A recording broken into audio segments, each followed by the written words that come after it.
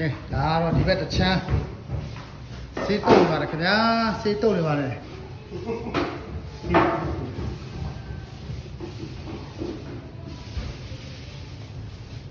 ဒီဘက်တစ်ချမ်းတော့ပြီးသွားပါပြီ